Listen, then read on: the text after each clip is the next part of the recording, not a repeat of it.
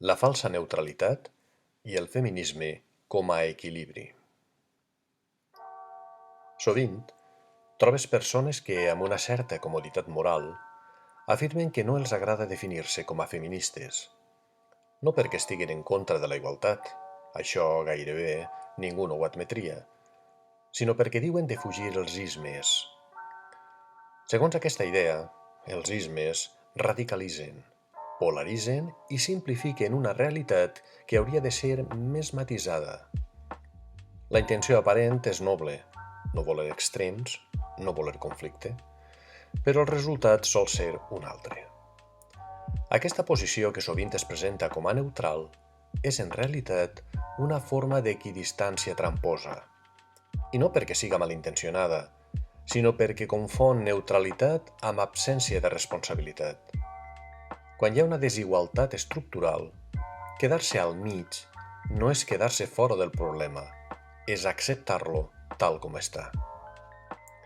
Fa uns dies parlàvem del significat original de la paraula radical. Radical no és sinònim d'extremista ni de violent. Radical ve de radix, arrel. Ser radical és voler anar a l'arrel de les coses, no quedar-se en el símptoma. I si el feminisme és radical, ho és en aquest sentit profund, perquè qüestiona les arrels d'una desigualtat que s'ha naturalitzat durant segles. El feminisme no busca eliminar diferències. Aquesta és una caricatura recurrent. El que busca és eliminar jerarquies injustes. No nega la diversitat de cossos, d'identitats o d'experiències. Nega que aquestes diferències hagin de traduir-se en menys dret, menys credibilitat o menys valor social per a unes persones que per a altres. Durant massa temps, la dona ha estat definida abans com a objecte que com a subjecte. Objecte de mirada, de judici, d'avaluació constant. La seva vàlua social ha estat vinculada al físic, a la joventut, a l'adequació a uns cànons imposats. El feminisme no inventa aquest problema, el fa visible, i això és precisament el que incomoda.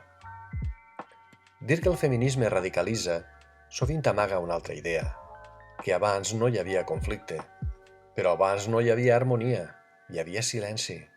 Silenci davant de la desigualtat salarial, de la violència simbòlica, de la cosificació quotidiana, de la càrrega desigual de cures, de la falta de reconeixement. El conflicte no el crea el feminisme.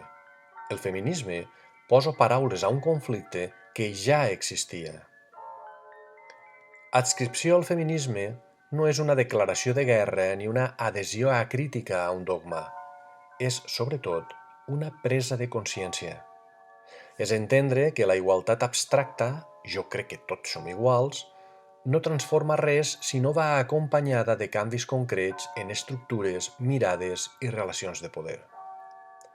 Per això, dir-se feminista no és radicalitzar la societat, sinó equilibrar-la. És reconèixer que partim d'un terreny inclinat i que si no fem res, la inèrcia continuarà beneficiant els mateixos de sempre.